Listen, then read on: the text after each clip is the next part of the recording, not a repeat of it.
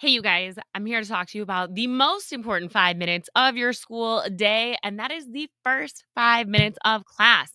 Man, you guys, this first 5 minutes can be so powerful. You can do a whole lot more than just take attendance. These 5 minutes build community, spark curiosity, and make students believe, maybe even for the first time, that math matters. I know, it's crazy. All right, hey you guys, welcome back to the Modern Math Teacher Podcast. I'm your host, Kristen Moore, and on this week's episode of Poolside PD, we're talking about one of the most overlooked moments in the class, the opening warm up. But I'm not just talking about just a problem of the day or a review skill. I'm talking about warm ups that are purposeful, real, and relevant for your students that lay the foundation for the kind of math class that you want to run. Because I know if you're here listening to this, you're the kind of math teacher who wants to have that deep engagement in your math class. You want to spark the discussions, you want to ignite their curiosity, and you want them to become active problem solvers.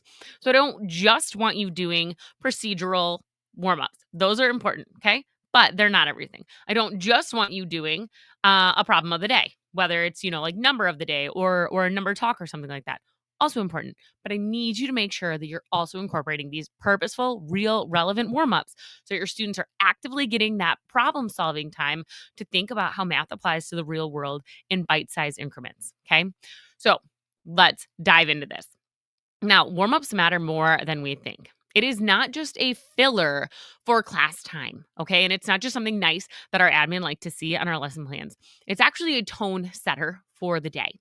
So when your students walk in, and they see something that feels different about it, something that asks for their thinking and not just their answer, it changes everything. Okay. So, first up, warm ups are great no matter which ones you use because they set the tone for the day that you get here and you do something. And that consistency and routine creates that safe space. Once you've built up that routine, that's when I want you to start using these kinds of warm ups that can help you build buy in, set norms for discourse, and center student voice from day one. Okay. I don't want you to to waste your first 5 minutes of every day reviewing what happened yesterday. I want you to use it to build habits that students are going to carry all year, that they're going to come in, they're going to be challenged with something meaningful, and they're going to have to talk it out. Now, here are a couple of different warm up strategies that are going to spark the thinking, the thought process, the problem solving, and the discourse. Okay. So these are not all of the real world warm up ones, but there are different warm up strategies we can use. Again, we're building a tool belt, right? We know that these first 5 minutes are going to be so important for our students to set the tone for a productive day. We want it to be effective, efficient. We want it to be focused on, problem solving and sometimes procedural skills and sometimes discourse. Okay. So here are 4 different strategies that you can use during your warm ups that are going to help them ignite that thinking process, that critical thinking, that problem solving. And these are all ones that I've tried and loved in my classroom. I hope you try and love them in yours. Okay, first up, which one doesn't belong? Also known as which 3 go together. This one is great. It's a very low risk activity, low floor, high ceiling. What I love is that every time you do it, there's always more than one right answer. Okay, there's no wrong answers. What we're asking our students to do here is just get in the practice of thoughtful reasoning. What is it that makes this different or separate from the rest? Or what is it that makes these 3 go together, but this one gets left out? These are really great to start the school year with because they're really good at building justification and respectful disagreement between our students, because as we go into our classrooms this year, we're going to encourage our students to become thoughtful problem solvers. There's going to be times where they disagree and where they need to be able to defend what their reasoning is. And so this gives them that great opportunity to start with that practice. Okay. Now, you can also do something like alike and different, where you're going to compare 2 different graphs, equations, or scenarios. I really like this because it's going to encourage your students to pay attention to details and to structure and to get them to really seeing like what makes up the essence of something. They're going to be able to make deeper connections. If I'm looking at alike and different between 2 graphs, for example, and one of them is connected and one of them is dotted, I can open up that conversation on what does it mean for it to be continuous versus discrete after my students have had that opportunity to look at it. Or if it's linear versus exponential, they're both increasing. Great. That's some way that they're alike.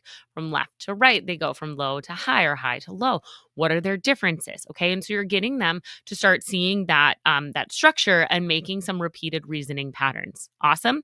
Okay. Number three would be to use like a number talk or like a visual pattern, like a dot talk. This is great for building your numeracy and your discourse. Absolutely. It's going to encourage your students to show off their multiple different strategies that they are using and to show us that there is no one right way to think about or do something. This does require some structured norms. So make sure that you keep that in mind because you want to make sure that we are all having a respectful conversation there. All right. And then last up, number four, my favorite is those real world warm ups. So these are all different great thinking strategies. This one ties in that relevant connection, which we talked about in the last episode. So you can use real world warm-ups using data or headlines or, like a would you rather math scenario or what do you think or oh gosh, you can find so many of those like great memes of like math fails. If you're not watching me on YouTube, you didn't see I did the quotes there for like pricing in the grocery stores. Okay. This is going to help make that relevance that we talked about really visible and show that math is connected to their world. Now, no matter which strategy you're using. And again, you want to use a combination of all of them. There are good aspects to all of them, and each of them can be used for different purposes. Okay. But you do need to build a structure around your warm up so that your students, again, feel that safety and security of like, hey, we're here, we're doing our warm up. This is what it means. Okay. So, a good warm up without the structure is just a missed opportunity to make those deep, authentic connections. And instead, it does just become a time filler. It does just become your students like factoring out a problem and like checking the answer on the board. And we don't want that. Like, that's great that they can check their answer and that they can review that skill. We want them engaging in critical thinking and problem solving and discourse, right? So, a couple of math talk protocols. You could use the turn and talk, right? Talk to your elbow partner. Or you could do like a think, pair, share or a think, pair, square. Again, you're facilitating that discourse in the classroom for those first 5 minutes. They're chatty anyway. You might as well capitalize on it. Okay. They just want to come in and talk to their friends, get them talking about some sort of math. You might also want to make sure that you start with some sentence stems. Just to help facilitate that dialogue. You don't want to limit them, but giving them a couple of starters at the beginning of the year when you're just starting this with your students can be nice. Like, oh, I noticed this was happening, or I wonder, I disagree with blank because blank. Okay. So you can just kind of think of those, give them some sentence starters so they aren't just like, no, you're wrong. That's terrible, right? We want to give them respectful ways to discourse with their students or discuss with their peers. Okay, there we go. I got this, you guys. You can tell it is poolside PD and I am ready to get out there. Okay, but we're going to finish this up. Okay.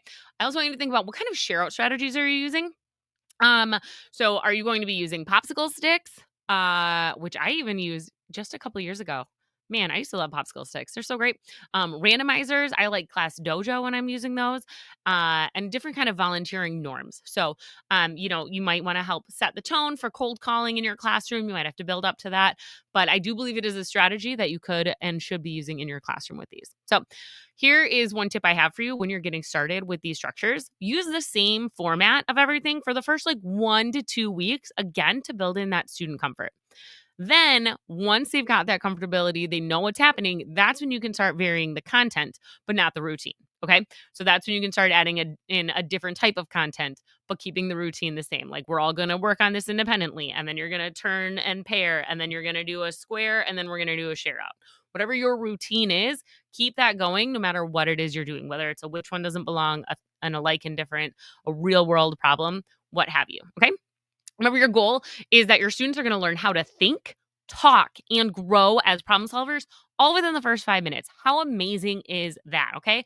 All of that is happening before the lesson even starts for the day. And that is just a win win in everyone's book. So, all right, you guys, if you're ready to start implementing this, you're like, yes, Kristen, I hear you. First 5 minutes is key and crucial. I've got you with the whole real world warm up routine. So if you're thinking like, I definitely want to add these, but I don't know where to start, inside my TPT store, I have a whole section dedicated to the real world math topics that you can use for warm ups.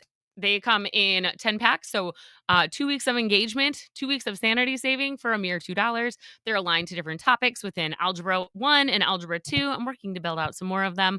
But they're just really great to throw up and to start incorporating those real world aspects with real student interest. Okay. So, again, 2 weeks of engagement, 2 weeks of sanity savings, just $2. I'll link those in the show notes. I hope you love them.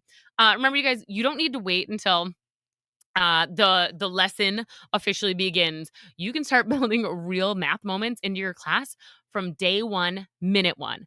All it takes is 5 minutes and a little shift in strategy. Okay. I believe in you. All right, you guys, that looks way too tempting out there. I'm going to go hit the pool. Until next time, keep it real.